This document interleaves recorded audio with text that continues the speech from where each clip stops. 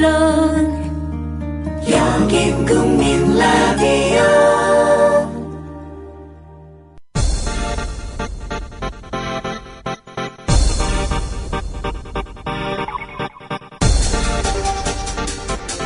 국민 라디오 아침 시사 프로그램 조상훈의 뉴스바.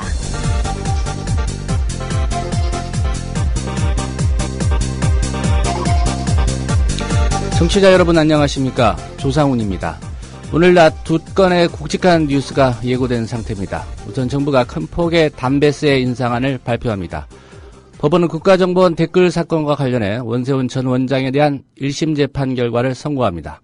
원세훈 전 원장에 대한 1심 선고 일정은 지난 7월에 결정됐고 정부가 담배세 인상안을 오늘 발표하겠다고 언론을 통해 알린 것은 어제입니다. 국정원 댓글 사건 1심 선고와 관련해서는 오늘 법원의 판단을 보고 내일 자세히 짚어보겠습니다. 오늘 뉴스반은 담배세 인상 논란을 다루겠습니다.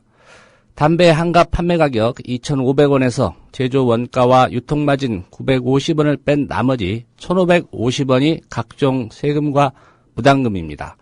담배 소비자에게 물리는 각종 세금과 부담금을 적게는 1,000원에서 많게는 2,000원 올리겠다는 게 정부 방안입니다.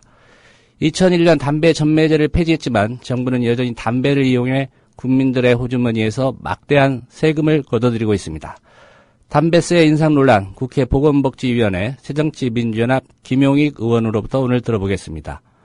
잠시 광고 듣고 9월 11일 목요일 뉴스바 이어가겠습니다. 조합원 스토리텔링님 신청 광고입니다. 겨울철 벨미 과메기 맛있게 드셨어요? 포항 죽도시장 상인협동조합에서 이번에는 간장 게장을 내놓아요. 살아있는 암꽃게로 만들어 살이 탱탱한 명품 간장게장. 미디어 협동조합원께는 아주 저렴한 가격으로 모시고 배송비를 따로 받지 않습니다. 010-9896-8282 010-9896-8282 검색창에서 죽도락을 검색하세요. 밥도둑 망도둑 내 사랑 간장게장.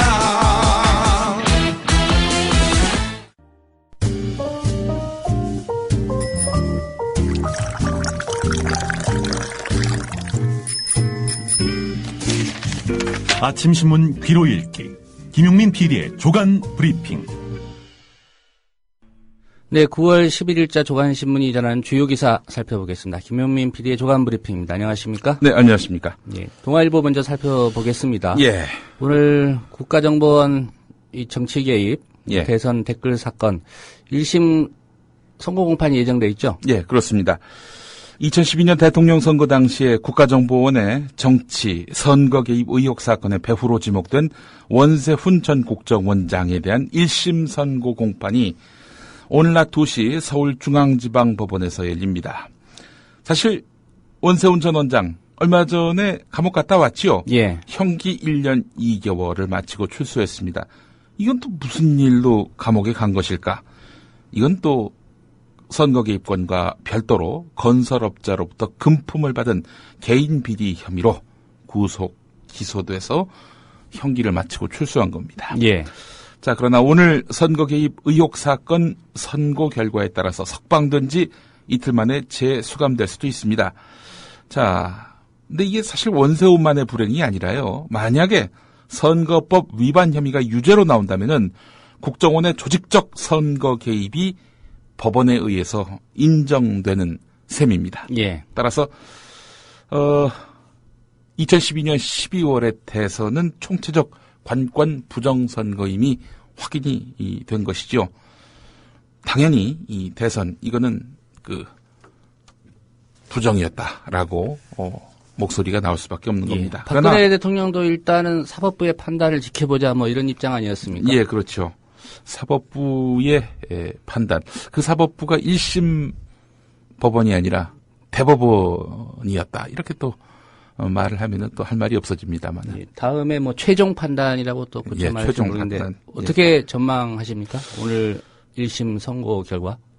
저보다는 우리 조상훈 국장께서 훨씬 이 법에 법률 전문가는 아니지만은 일단 원세훈 피고인 같은 경우에 공직선거법 위반 혐의, 예. 국가정보원법 위반 혐의 이 두 건으로 지금 기소가 되지 않았습니까? 그렇습니다. 제 예상에는 국정원법 위반은 유죄, 예. 공직선거법 위반은 무죄 이 정도로 나오지 않을까. 그렇게 되면 결국 그 국정원장인 원세훈의 개인적 일탈로 귀결되는 거군요. 예. 예. 오늘 뭐 다른 피고인, 예. 그 이종명 피고인 또 민병주 피고인이죠. 네. 예, 같이 선고가 내려지는데 예. 아무튼 뭐 정치권 포함해서 예. 많은 분들이 관심을 갖고 있는 그런 재판 결과입니다. 네. 만약에 선거법 위반 혐의가 무죄로 나오게 된다면은 뭐 동아일보 표현은 이렇습니다. 검찰은 처음부터 무리한 기소였다는 비난을 피하기 어려울 것으로 보인다. 뭐 이렇게 적고 있네요. 예. 예. 아무튼 오늘 오후 2시에 재판이 시작되니까요. 예. 구체적인 뭐 선고 내용은 한 3시쯤은 돼야 네. 나오지 않을까 싶습니다. 제가 뉴스 속보로 이 내용 상세히 전해드리도록 하겠습니다. 예. 국정원과 관련된 기사인데 뭐 다른 차원의 기사입니다. 예. 조선일보 일면이군요. 예. 사실 이제 국정원 선거 개입 이거는 국정원의 국내 정치 개입 아니겠습니까? 예. 이거는 당연히 근절돼야 하는 거 아니겠습니까? 법정신도 그러하고요. 여야, 예, 국정원 선거 개입권과 관련해서 첨예한 그런 견해 차이를 드러냈던 여야지만은 국정원의 국내 정치 개입만은 안 된다라는 데는 뭐 서로 다른 의견이 없습니다. 자, 그런 차원에서 이병기 국정원장이 최근에 인사를 단행했는데 청와대가 뒤집어 버렸습니다. 무슨 내용이냐? 국가정보원이 최근 간부 인사를 단행했는데 청와대 개입으로 1급 간부 1명의 인사 내용이 뒤늦게 바뀐 것으로 전해졌다는 겁니다. 여권의 한 관계자 말인데 국정원은 최근 본부 실국장과 시도지부장 등 1급 간부들에 대해서 큰 폭의 전보 인사를 단행했는데 청와대가 1급 간부 Z씨, 왜 Z라고 했을까요? 이 장씨인가요? 정씨인가요? 1급 간부 Z씨를 문제 삼았다는 겁니다. 마징가 Z는 아닐 텐데. 예. 이 관계자 이야기는, 여권 관계자 이야기는 Z씨는 정보 분석 분야의 베테랑으로 통하는 인물이지만은 청와대가 갑자기 퇴진시키라고 요구했다는 겁니다. 국정원 고위직 인사를 일주일 만에 뒤집는 행태는 전례를 찾기 어렵다. 조선일보는 이렇게 덧붙이고 있는데요. 자, 이병기 국정원장 그동안 국정원의 국내 정치 개입을 근절하겠다고 공언해 왔고 이번 인사는 이를 뒷받침하는 차원에서 진행이 됐는데 청와대가 뒤집어 버렸습니다.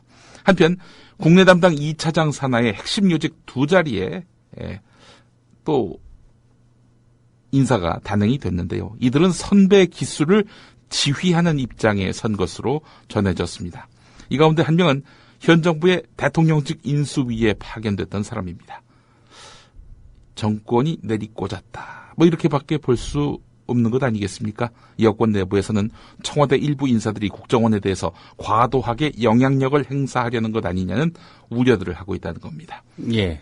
국정원 선거 개입, 여기서 얻은 교훈, 이 국정원은 정치적으로 중립을 취해야 한다. 이건데 청와대가 국정원 인사를 좌지우지하고 있으니 뭐 이런 기대는 요원해졌다. 라고밖에 볼 수 없는 거 아니겠습니까? 예. 뭐 이 역시도 국정원과 무관하지 않은 기사 같습니다. 예. 조선일보 5면으로 가보겠습니다. 네. 최근에 뭐 직파간첩 네. 법원이 무죄 선고하지 않았습니까? 네. 조선일보가 이 맥락을 좀 짚었다 나름대로 예. 그런 주장을 할 수 있는 기사를 실었군요. 예. 직파간첩 혐의를 받고 있는 탈북자 홍모 씨의 무죄 선고를 이끌어낸 주역은 민주사회를 위한 변호사 모임이다. 민변이다. 민변은 서울시 공무원 유성 간첩 사건 등 주요 공안 사건마다 등장해서 증거가 조작됐다, 진술이 강요됐다는 주장을 펼쳐왔다. 이번에 무죄를 선고받은 홍 씨는 그동안 국정원에서 12차례, 검사에게 8차례 피의자 신문을 받으면서 일관되게 자신의 혐의를 인정했다. 하지만 홍 씨가 3월 27일 민변의 장경옥, 김진영 변호사를 만나면서 태도가 급변했다. 국정원 관계자는 간첩 증거가 있는데 절차를 지켰는지를 따지다가 몇 개월씩 허비하는 경우가 많다. 증거의 적법, 위법 여부를 따지는 사이에 간첩 사건 본질이 흐려지고 있다. 이렇게 말했다. 조선일보 기사는 이렇습니다. 예. 민변이 간첩을 간첩 아니게 만들었다. 뭐 이런 얘기 같습니다. 하여간 혹시 국정원 검찰이 뭘 모르는 사람에게 간첩죄를 뒤집어 씌우고 일찍 나가려면 우리말 들어 이렇게 겁박했던 것은 아닐까 하는 의구심은 조선일보에 단 한 줄도 실려있지 않습니다. 예, 증거의 적법 위법 여부를 따지라고 형사소송법이라는 게 있는 거고요. 그렇죠. 예, 그 법도 지켜야 되는 거죠. 예. 아니 예. 국정원 검찰이 너 간첩 맞잖아. 그러면은 간첩이 되는 겁니까? 왜 또 뜬금없이 조선일보는 민변 탓을 하는지 모르겠습니다. 예. 민변이 눈에 가신 거죠. 한마디로 얘기해서. 예, 한국일보 11면 가보겠습니다. 네. 이 집시법 기소가 늘었다. 네. 이런 기사죠. 이 절차와 원칙이란 게 왜 있습니까? 예, 그런 의문에 대한 답이 될 수 있는 기사일 것 같습니다. 올 들어서 경찰과 검찰의 집회에 대한 강경 대응 기조가 통계로 재확인됐다는 겁니다. 대법원과 경찰청에 따르면 올 상반기 집회와 시위에 관한 법률 위반 혐의로 검찰이 기소한 인원은 222명인데 지난해 전체 집시법 기소 인원이 221명입니다. 상반기 통계이기 때문에 6개월 만에 이미 작년 숫자를 넘어선 거죠? 그러네요, 보니까. 예. 상반기 통계입니다, 이게. 그런데 작년에 그 전체 통계에 그 인원이 221명, 전체 집시법 기소 인원이 221명인데 올해는 상반기까지 222명 넘어선 예. 겁니다. 재판까지는 가지 않았지만 집회 현장에서 사법 처리된 경우도 대폭 늘어났는데요. 경찰은 올 상반기 집시법 위반 혐의로 총 2,323명을 이제 입건했는데 지난해 같은 기간 1,389명이 입건된 것과 비교해보면은 67.2%나 늘어난 수치입니다. 하지만 최근 사법부의 판단은 헌법상 기본권인 집회의 자유를 보다 중시하는 쪽으로 기울고 있습니다. 헌법재판소가 집시법에 대해서 한정 위헌 결정을 함에 따라서 대법원도 이를 받아들이는 판결을 내렸는데요. 이 때문에 법조계에서는 검찰과 경찰의 집회 강경 대응 기조가 사법부의 판단을 무시하는 처사이자 헌법이 보장하는 기본권을 지나치게 억압하는 것이라는 비판이 나오고 있습니다. 예. 경향신문 일면도 주목을 해야 될 것 같습니다. 네. 거꾸로 가는 조세정책이라는 헤드라인을 달았는데요. 네. 어떤 내용입니까? 사실 조세정이라는 게 이런 거죠. 빈부 격차 해소를 위한 그런 조세정책. 이게 바로 조세정입니다. 세금을 이용한 소득 재분배 정책을 말하는 것인데요. 돈을 많이 번 이 부자, 개인이나 기업으로부터 적정한 세금을 거둬서 어려운 사람을 돕고 교육, 의료 같은 공공재에 투자하는 겁니다. 예. 보편적 복지가 이런 거 아니겠습니까? 왜 보편적 복지, 그러니까 무상급식 이런 걸 반대했겠어요? 이런 거 보편적 복지 그냥 가만히 놔두면은 결국 부자들 보고 세금 더 내라 이럴 가능성이 있기 때문에 이 무상급식 이건 안 된다. 공산주의 같다. 뭐 그러면서 반대했던 거 아닙니까? 결국에는 증세를 막기 위해 이 부자들, 가진 자들이 결국 이런 소득 재분배에 기초한 보편적 복지 정책에 대해서 반기를 들었던 겁니다. 박근혜 정부, 사실 지난 대선 때 이 적극적인 복지 정책을 공언하지 않았습니까? 그러면서 증세는 안 하겠다 이랬단 말이죠. 예. 자, 그런데 부자는 놔둔 채 저소득층의 세부담만 들리는 그런 양상으로 이 복지 정책을 펼 모양입니다. 정부가 조만간 담배세를 올릴 예정이라고 합니다. 뭐 이미 보도를 통해 다 나왔습니다마는 한 2,000원 올린다는 거 아니겠습니까? 예. 예. 또 기획재정부는 앞으로 3년 동안 로또 복권 판매점을 전국에 2,000여 곳 늘리겠다고 밝혔습니다. 농림축산식품부는 지역 주민과 학생, 학부모들의 강한 반대에도 불구하고 용산 화상경마장을 밀어붙이고 있습니다. 지방자치단체들, 빈사 상태지요. 이 지방자치단체들도 강원랜드 같은 카지노 설립에 열을 올리고 있습니다. 거꾸로 가는 조세정책, 경향신문 일면 제목입니다. 예. 근로소득자들이 눈여겨볼 만한 기사 같습니다. 예. 국민일보 일면인데요. 예. 이 연말정산, 네. 뭐 연초되면 뭐 직장인들은 좀 귀찮지 않습니까? 네, 그렇죠. 예, 솔직히 뭐 돈 돌려받는다고 해서 하는 건데, 네.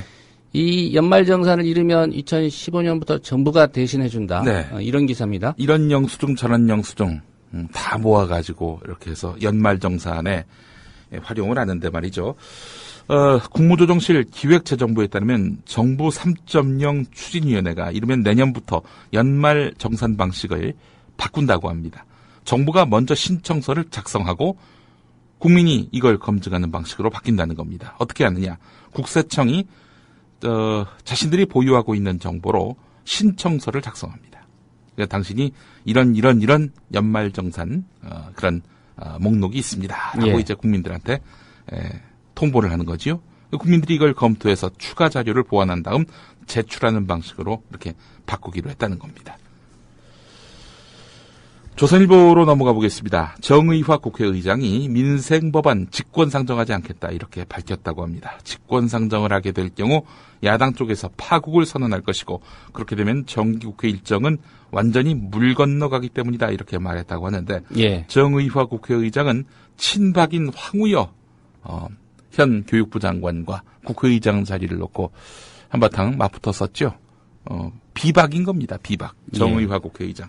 그래서 지금 친박의 여당 지도부와 여러 가지로 그 갈등과 마찰을 빚어왔는데 그래서 이 발언이 상당히 주목됩니다. 예. 새누리당 지도부 입장에서는 이거 좀 한 대 뒤통수 맞은 네. 그런 느낌일 수도 있겠습니다. 네. 중앙일보 사면입니다. 민생 법안이 무슨 죄? 당장 국회 해산 들끓는 민심. 중앙일보가 만난 국민은 어떤 분들이길래 당장 국회 해산 이런 말까지 했을까요? 지금 여당 쪽에서 내놓은 민생 법안을 보게 되면은 뭐 의료 영리화라든지 또 여러 가지로 지금 가계 부채를 급증시킬 수 있는 부동산 관련 법안 뭐 이런 것들 아니겠습니까? 민생 법안이 무슨 죄? 죄가 많죠. 또 우려도 많고요. 민생 법안이 무슨 죄? 이런 제목을 뽑았는데 쿼터가 없습니다. 따옴표가 없습니다. 어디서 나온 말일까요? 김영우 새누리당 수석부대변인이 본회의에 계류 중인 민생 법안이 무슨 죄가 있느냐 이렇게 말한 것을 중앙일보는 쿼터 없이 따옴표 없이 그대로 제목으로 달았습니다. 중앙일보 기사는 결국 김영우 새누리당 수석대변인의 그런 발언입니다. 다음 기사 보겠습니다. 경향신문 12면인데요. 병영폭력은 빈발하는데 구타는 옛말이다라고 한 군 간부들의 지침서 문제가 많다. 이런 내용입니다. 예. 이제는 병영 내에서 과거 우리 아버지, 우리 삼촌이 생각하는 구타, 가혹 행위는 먼 옛날 이야기가 되었다고 보는 게 맞습니다.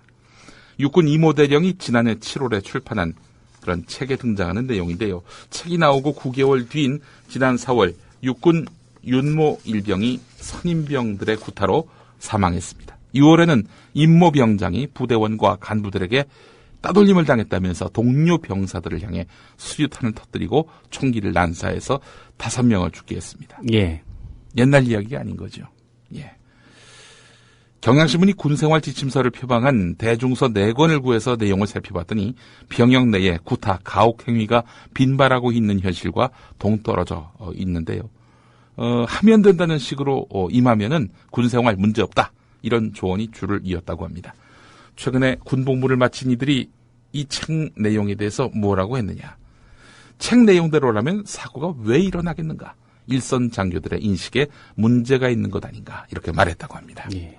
주로 장교들이 쓴 책인데 예. 장교들끼리는 구타를 안 하는 모양이죠. 예.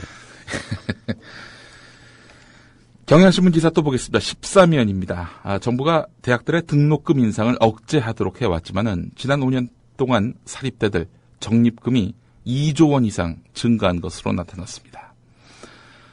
등록금 인상, 이거 억제하기 어렵습니다. 이 물가 상승도 있고, 뭐, 여러 가지로 학교를 운영하려면은 쓸 돈들이 많습니다. 그런데 등록금 덜 받으라니요. 너무하십니다. 이랬던 사립대 아닙니까? 예.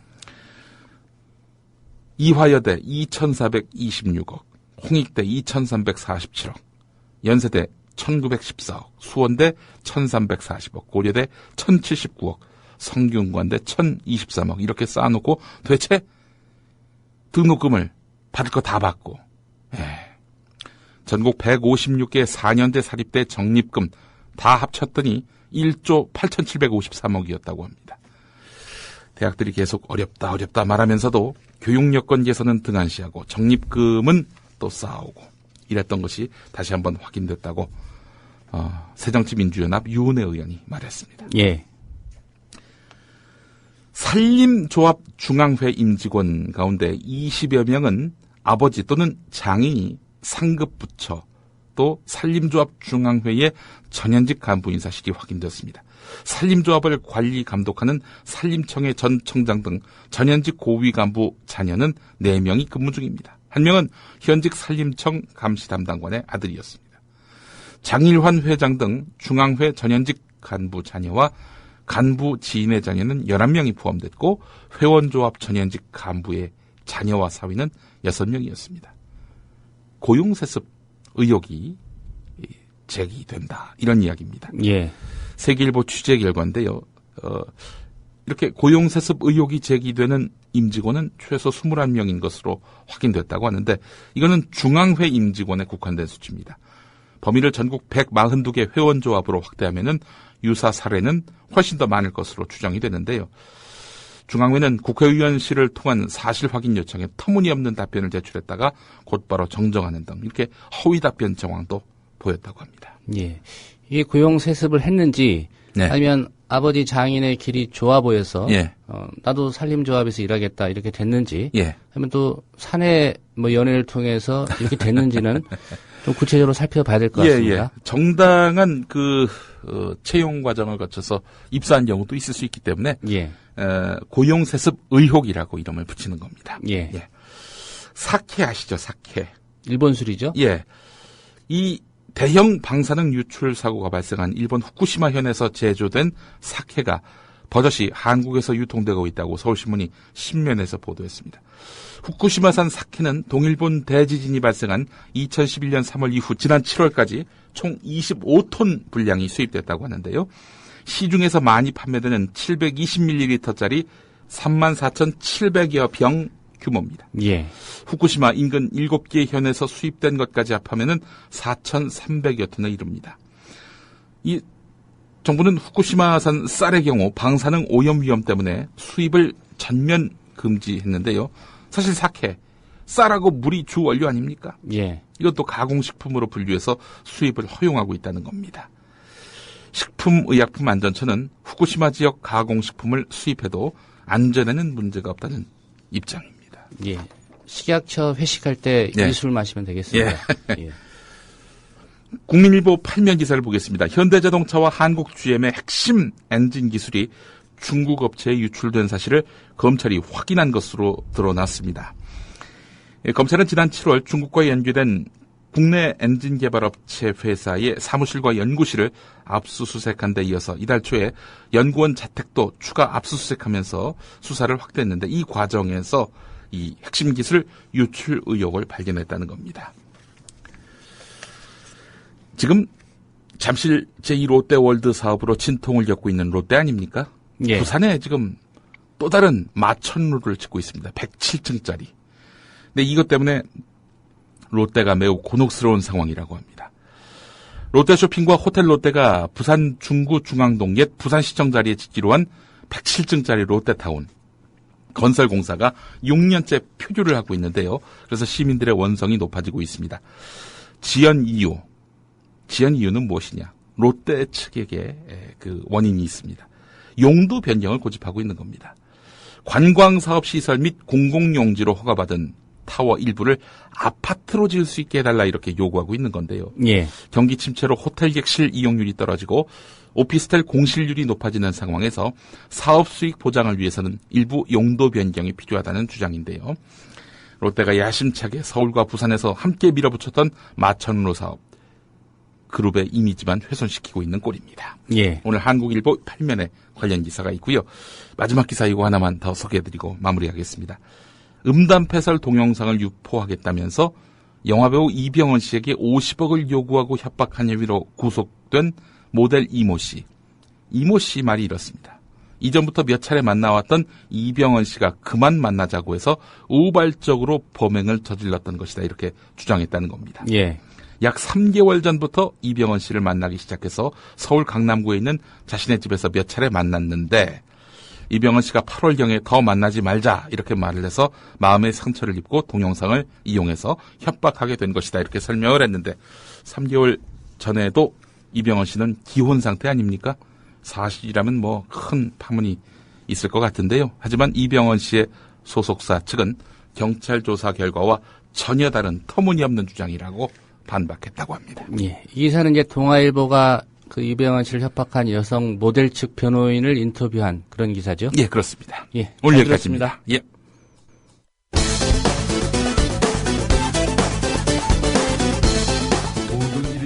한국 기독교의 역사를 강연하던 문창극 후보자가 구한말 우리 민족성 이야기를 꺼냅니다. 조선민족의 상징은 아까 말씀드렸지만 게으른 거야. 게으르고 자립심이 부족하고 남한테 신세지고 이게 아주 우리 민족의 아주 그냥 하여튼 DNA로 남아 있었던 거예요. 저는 옛날부터 이제 저도 가끔 그 칼럼을 쓰는 사람으로서 그분이 쓰는 이제 칼럼도 봤었고, 그리고 또 중앙일보 같은데 주필 정도 되면 언론계에서 상당한 실력자로 인정을 받으니까 되는 거 아닙니까? 그리고 이제 이번에 그 문제된 이 온누리 교회 동영상을 봤어요. 근데 저는 실제 제가 그 기독교인이 아닙니다. 그 강연을 보고 정말 제가 감동을 받았어요. 그분의 그 태도, 눈빛, 그리고 그 강연을 준비한 자세, 이 모든 걸 볼 때 저렇게 정말 이 나라를 사랑하고 민족을 사랑하는 사람이 있는가 하는 그 인상을 받았거든요. 게으르고 자립심이 부족하고 남한테 신세지고 이게 아주 우리 민족의 아주 그냥 하여튼 DNA로 남아 있었던 거예요. KBS 이사장 후보로 이인호 서울대 명예교수가 공식 추천됐습니다. 야권과 노조 측이 이 보수 진영에 편향된 역사관을 지닌 인사라며 반대하고 있어 특정 보수 진영에 편향된 역사관을 공유하고 대변하는 활동을 했다는 점에서 공영방송의 이사장 후보로는 불가함을 천명하지 않을 수 없습니다. 작년 10월 29일 서울 반포동 팔레스 호텔에서 열린 국가정체성과 역사전쟁 포럼에서 이인호 이사장, 망국, 즉 나라가 망한 것을 언급하면서 망국이라고 하는 건 구 엘리트의 사회적 소멸을 의미합니다. 물리적으로 다 죽진 않았다 하더라도 결국 사회 기능상 나라를 잃었으니까 이 체면을 상실해서 설 자리가 없고 극히 일부는 해외로 가서 망명 속에서 이제 이 활동을 계속을 하고 대다수는 결국 국내에서 이제 완전히 무명시로 전락을 해서 숨고 아주 또 극히 일부는 일본의 회유에 넘어가서 결국 친일 귀족 같은 그런 것이 되고, 그러나 나머지 사람들은 다 그런 속에서 어떻게 살아남으면서 그래도 언젠가 독립을 할 날이 있겠지 하고 그걸 기약하면서 힘을 모으는, 그러니까 결국은 밉고 참 가증스러운 그런 일본 세력하고 어느 정도는 타협을 해야만 살아남고 그래도 돈이라도 벌어서 식구 먹여 살리고 또 이 해외 독립운동도 지지할 수 있고 이런 속에서 살았습니다. 이인호 이사장님, 할아버지가 친일파라고 하던데 어떤 경우셨나요? 일본의 회유에 넘어가서 결국 친일 귀족 같은 그런 것이 되고. 이 경우셨나요? 어떻게 살아남으면서 그래도 언젠가 독립을 할 날이 있겠지 하고 그걸 기약하면서 힘을 모으는. 아니면 이 경우셨나요? 흥미로운 대목은 대부분의 학교에서 외면당한 교학사 역사 교과서를 두둔하는 부분. 이인호 이사장이 말하는 교과서 저자의 자격, 주목해보시지요. 이번에 통과된 8개 교과서 중 여기 오신 권희영 선생님이 쓰신 그거는 이제 대한민국을 중심으로 보는 역사고, 나머지는 거의가 다 북한의 시각으로 역사를 보는 그런 쪽으로 많이 치우쳤는데 바로 이 부분. 저희 그때만 해도 제가 아직 50대 지날 때인데 저희들 이제 상식으로는 이 교과서라고 하는 거는 학계에 아주 대가들이 이 노년에 쓰셔서 좀 인세나 좀 챙기시고 하는 하는 그런 거다 생각을 하지, 현장에서 연구에 열중하는 사람은 교과서를 쓰지 않는 걸로 되어 있었습니다. 또 교과서 쓰는 건 연구 업적에 물론 들어가지도 않고요. 그런데 어느 날 보니까 저희보다 한 10년, 15년 아래 사람들이 갑자기 교과서도 쓰고 통사도 쓰고 이런 현상이 나타나기 시작했는데, 후배들이 인사를 가로챈 게 불만이신지, 연구하는 사람들이 교과서 쓴 게 불만이신지.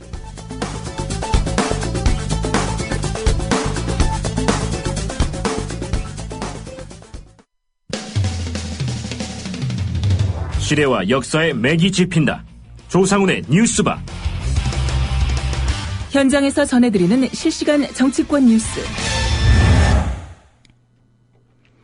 네, 정치권 소식 여의도 식물국회에 출입하는 김효진 PD 연결해서 들어보겠습니다. 김효진 PD 나와 있습니까? 네, 김효진입니다. 예.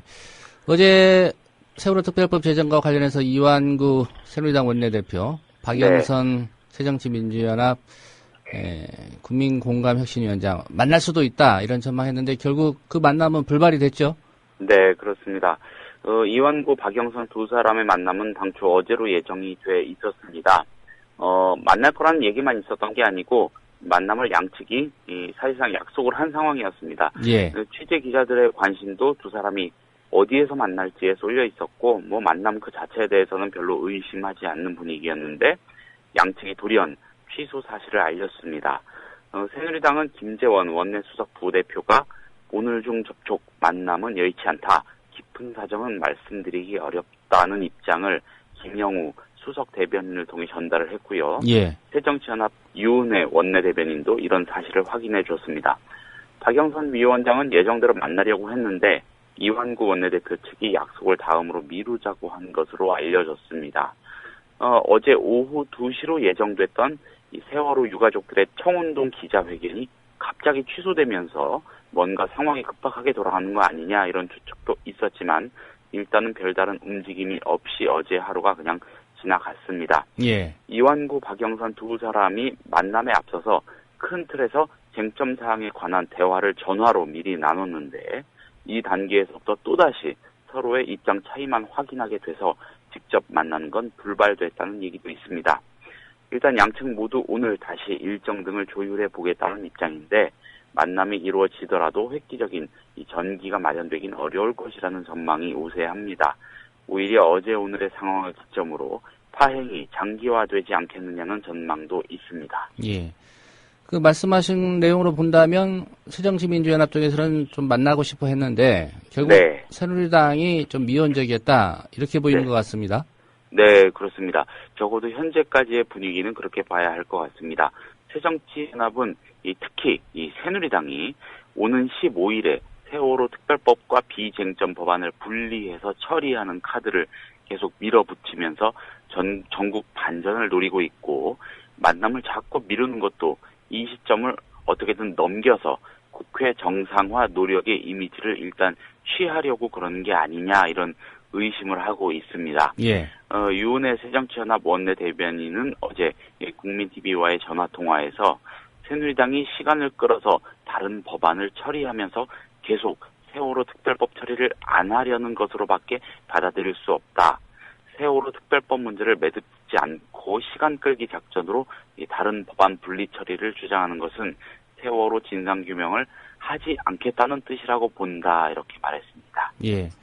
이런 관측도 가능하지 않을까 싶습니다. 오늘 오후에 2시 서울중앙지법에서 원세훈 전 국정원장에 대한 그 대선거 의혹 사건 1심 선고가 있지 않습니까? 그렇습니다. 아무래도 새누리당 입장에서는 이 결과까지를 좀 보고 판단하자 이런 분위기도 있지 않을까 싶은데 어떻게 보십니까? 예, 그렇습니다. 그 원세훈 전 원장의 선고 결과가 정치권에 미칠 파장은 가늠하기 어려울 정도입니다. 워낙 클 것이기 때문에 이 결과가 나오기 전에 쉽사리 중요한 정치적 행보를 하기가 이 여당인 새누리당으로서는 쉽지 않다는 겁니다. 특히 새누리당 입장에서는 이 세월호 특별법 문제로 여론의 관심이 집중되는 게 달갑지 않죠. 그런 만큼 여러 이슈를 최대한 적극적으로 활용하거나 또한 동시다발적으로 대응해야 하는 그런 상황입니다. 예. 만약에 원세훈 전 원장의 대선 개입 혐의가 인정이 되면 박근혜 대통령의 정치적 정통성에 금이 가고요. 최동욱 전 검찰총장 혼외자 논란, 윤석열 검사 찍어내기 논란 등에 다시 불이 붙을 수밖에 없습니다. 이렇게 되면 새누리당은 세월호 특별법 전국과 관련해서도 당연히 수세에 몰릴 가능성이 높습니다. 예. 만약 반대 결과가 나온다면 새정치연합 등 야권이 지난해부터 올해까지 줄곧 제기해온 문제가 대부분 의미를 잃게 되는 것이라서 세월호 특별법 전국 또한 새누리당 쪽으로 급하게 흐름이 바뀔 가능성이 높습니다. 원세훈 선고 직후의 상황에 정치권이 어떻게 움직이는지를 주목해야 하는 이유입니다. 예. 오늘 오후에 있을 선거가 아무래도 정치권에도 큰 영향을 미칠 것 같습니다. 네. 예, 새정치민주연합 내부에 이른바 온건 세력 자처하는 그런 의원들이죠. 그렇습니다. 민진모. 어제 저녁에 모임을 가졌다고요? 네. 이른바 민주당의 집권을 위한, 죄송합니다. 민주당의 집권을 위한 모임, 줄여서 민집모인데, 이 민집모 소속 의원들이 어제 여의도 모처에서 모임을 갖고 향후 전국 대응 방안 등을 논의했다고 합니다. 뭐 잘 아시는 대로 조경태 의원, 황주홍 의원 등이 주축인 모임입니다. 조경태 의원 등은 주로 문재인 의원 등 친노 진영을 공격하는 데 열을 올리는 인물이고, 이 세월호 특별법 문제와 관련해서는 장내외 병행 투쟁 중인 자당 의원들을 강경파로 규정하면서 원내로 들어올 것을 주문하고 있습니다. 예. 특히 이날 모임에서는 박영선 위원장의 거취 문제를 놓고 의견 교환이 있었던 것으로 알려졌습니다. 민진모 소속 의원들은 그간 박 위원장을 향해서 투쟁 노선을 접고 여당과 타협하라는 메시지를 꾸준히 던져왔습니다. 근데 이게 잘 먹히지 않으니까 나름대로 압박의 제스처를 취하면서 자신들의 입지를 다지고 있는 거 아니냐, 이런 분석이 나옵니다. 예.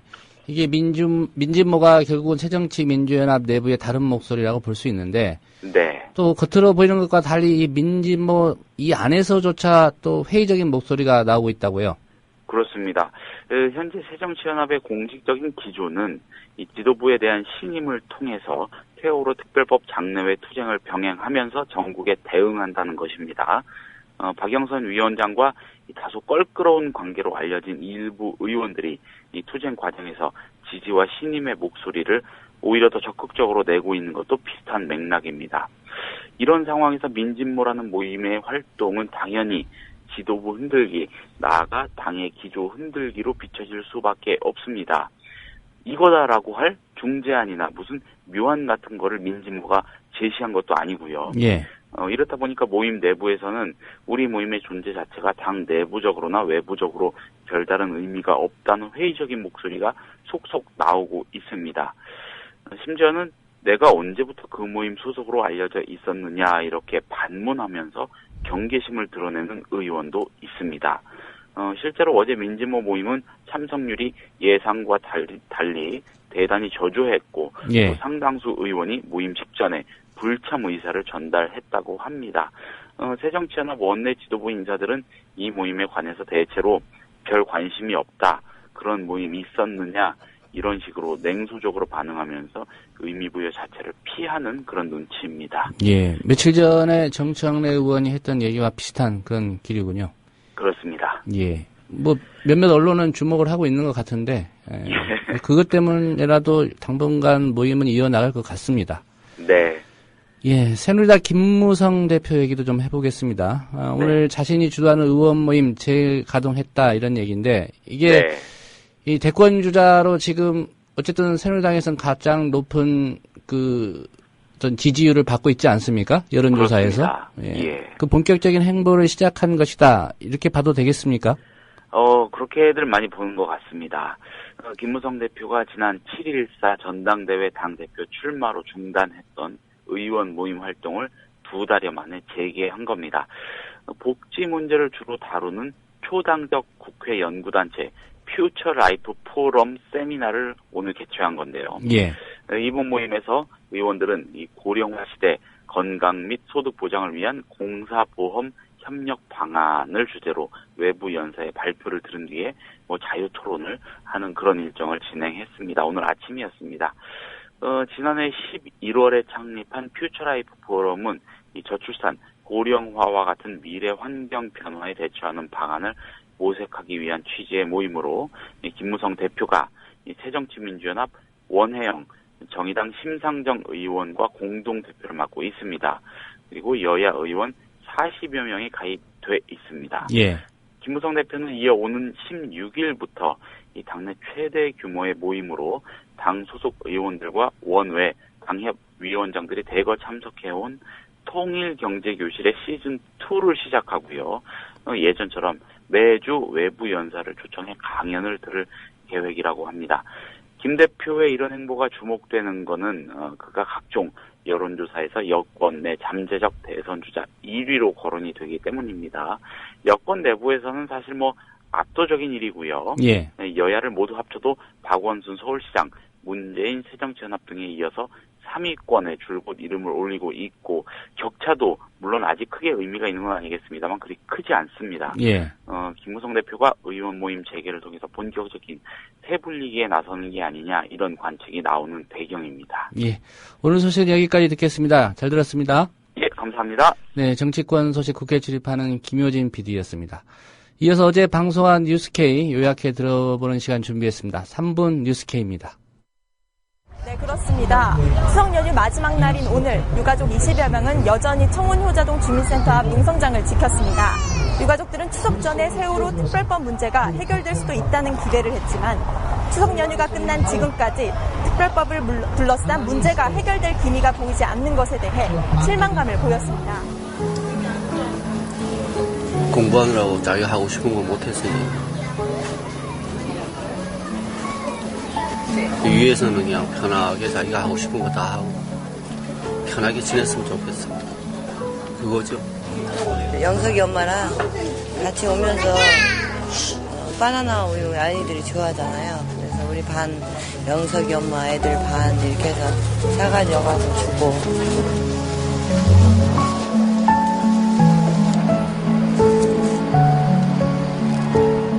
추석 연휴 첫날인 지난 6일 오후 극우 커뮤니티 일간 베스트 저장소 이른바 일베 회원들이 광화문 사거리에 모여들었습니다. 세월호 특별법 제정에 반대하며 이른바 폭식 투쟁을 하기 위해서입니다. 특별법 제정에 반대한다는 입장문을 낭독하거나 피켓을 들고 식사를 하는 경우도 있었습니다. 세월호 참사 국민대책회의는 일베 회원들과 마찰을 일으키지 않는다는 방침을 세우고 그들에게 식사하는 곳까지 제공하는 등 차분하게 대응했지만 시체 장사 그만하라, 세월호 참사는 해상교통사고 등의 발언에는 씁쓸한 표정을 감추지 못했습니다. 저는 솔직히 일베 애들이란 거 몰랐죠. 진짜로. 한 번도 본 적도 없고. 근데 막상 일베라고 딱 보니까 굉장히 애들이 이제 갓 20살, 19 된 애들 보니까 너무 가슴이 아파요. 우리나라를 짊어지고 갈 애들이 이렇게 아픈 유가족을 직접 와서 그런다는 게 너무 가슴이 아파요. 여야 원내대표가 오늘 비공개 회동을 가질 것이란 관측이 있었지만 결국 만남은 없었습니다. 추석 연휴 첫날 한 종편이 박근혜 대통령 3남매의 어릴 적 동영상을 단독 입수했다며 보도했습니다. 이 종편은 천진하게 놀던 어린 3남매를 보여주며 50년이 지난 지금은 따로 추석을 보내는 상황을 설명했습니다. 뉴스혹에서 이 종편과는 다른 시각으로 전해드렸습니다. 종편은 대통령의 철저한 친인척 관리 때문에 서로 만나지 않고 있다고 엉뚱한 보도를 했지만 뉴스혹은 이들 3남매가 각종 송사에 서로 얽힌 상황을 들어 명절이면 서로 보고 싶어하는 여느 집안과 다르다는 점을 지적했습니다. 뉴스혹에서 미처 언급하지 못한 아주 서민적이고 상식적인 표현이 있습니다. 콩가루 집안이 그 표현입니다. 가족들이 서로 갈등하면 명절에도 볼 수 없는 콩가루 집안이 됩니다. 국가도 마찬가지입니다. 수백 명이 국가 책임으로 목숨을 잃었는데도 정부 고위 인사나 여당 지도부 누구 하나 명절에 유가족 위로조차 안 했습니다. 콩가루 나라가 아닐 수 없습니다. 여러분께서는 지금 국민일보 해직기자 조상훈이 진행하는 국민라디오 아침 시사 프로그램 조상훈의 뉴스바를 듣고 계십니다. 정부가 당정 협의 결과를 바탕으로 오늘날 종합적인 금연대책, 정확히 말해서 담배세 인상 방안을 발표할 계획이라고 합니다. 정부는 이렇게 얘기합니다. 담배세를 올리면 흡연율이 낮아질 것이고 결국 국민 건강 증진에도 도움이 될 것이다. 하지만 담배세 인상이 결국 세수 부족을 해결하기 위해 담배 소비자, 특히 서민들의 주머니를 터는 것이라는 비판의 목소리도 높습니다. 국회 보건복지위원회 위원이면서 새정치의 민주연합 내 보건의료 전문가십니다. 김용익 의원 얘기 오늘 들어보겠습니다. 김 의원님 안녕하십니까? 네, 안녕하세요. 김용익입니다. 예. 오늘 낮에 정부가 이제 공식적으로 정부 안은 발표한다고 하는데요. 담배값이 네. 현재 2,500원인데 한 갑에 이거 한 4,500원, 그보다 좀 낮게 이렇게 올리겠다는 입장인데, 이런 가격 인상 우선 타당한 것인지 좀 여쭤보겠습니다.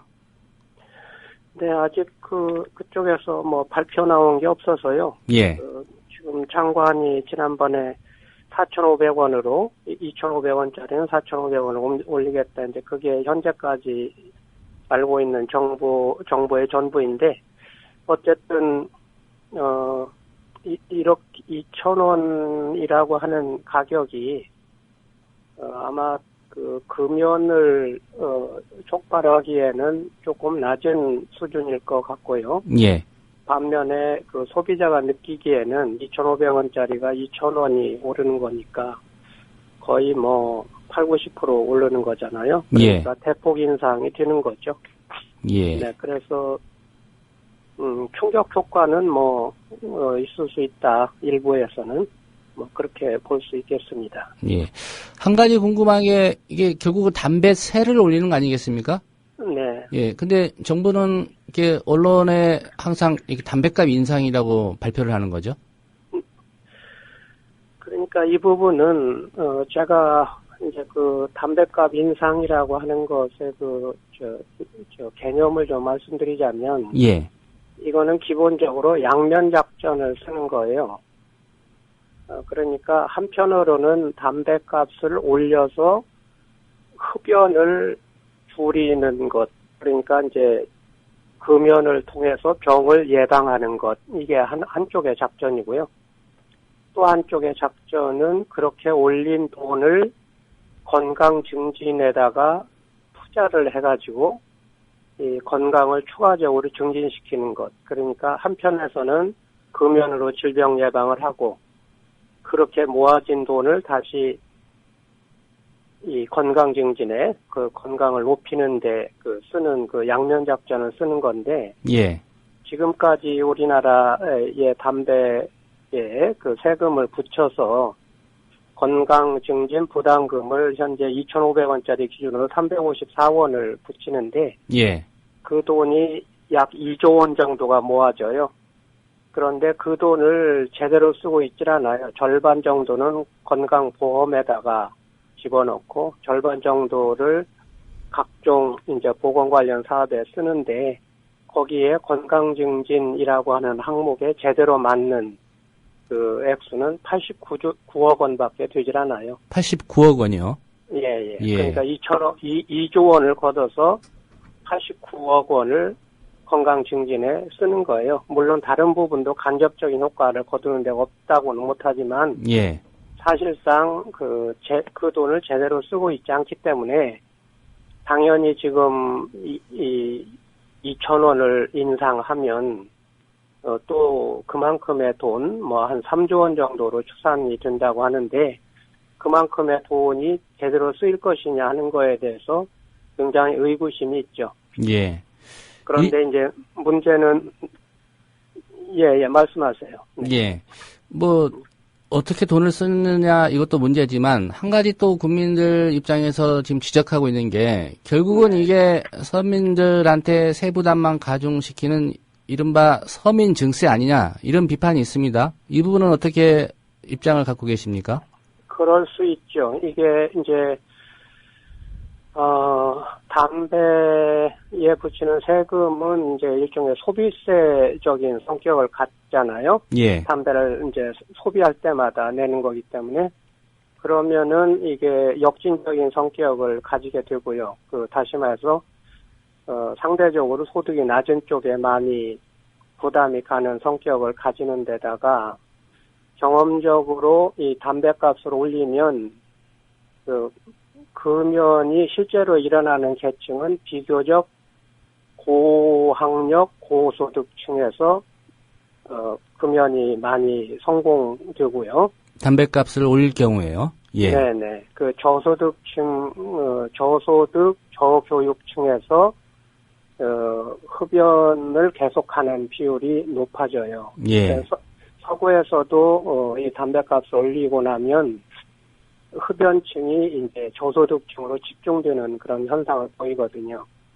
그래서 그 담뱃값으로 조성된 그 돈을 그런 저소득층을 위해서 집중적으로 돈을 좀 써야지 된다. 이런 이제 전략이 나오게 되는 거죠. 예.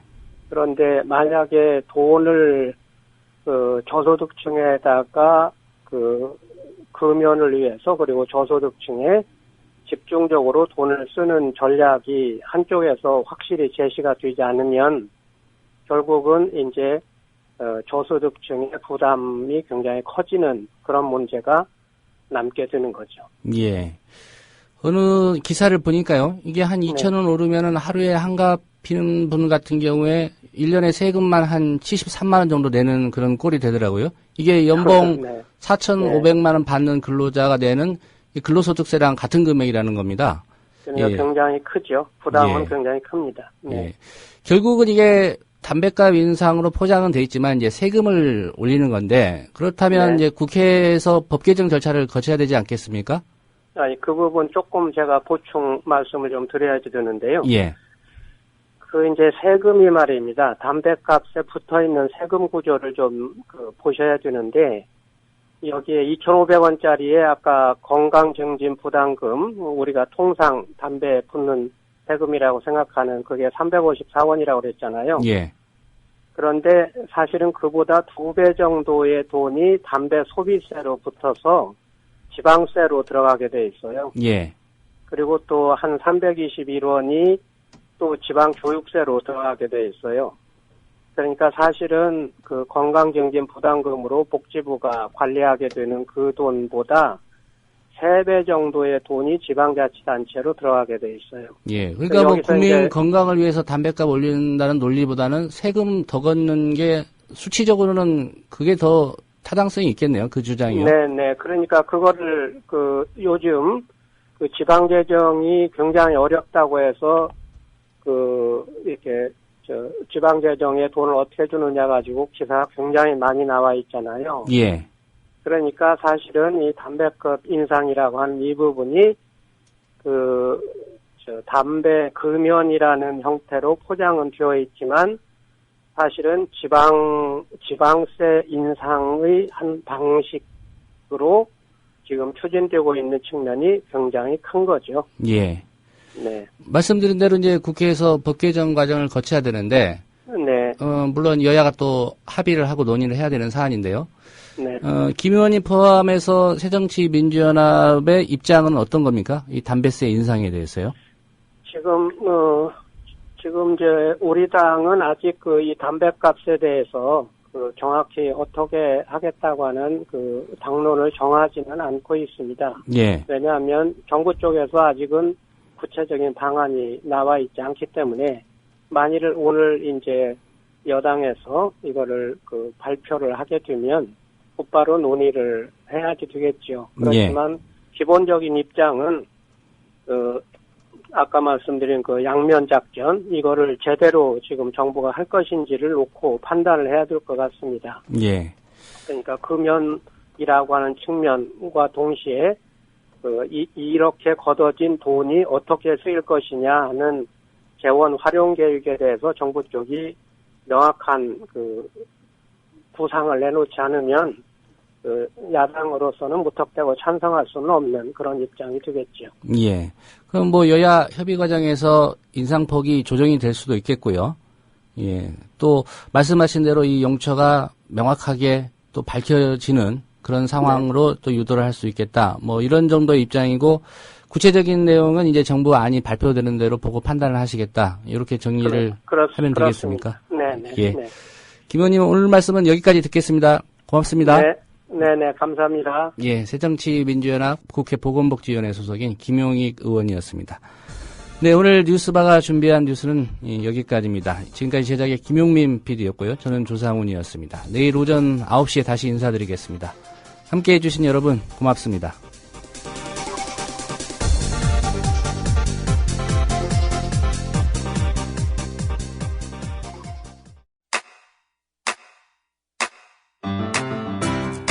국민라디오 지지하는 4가지 방법 아시나요?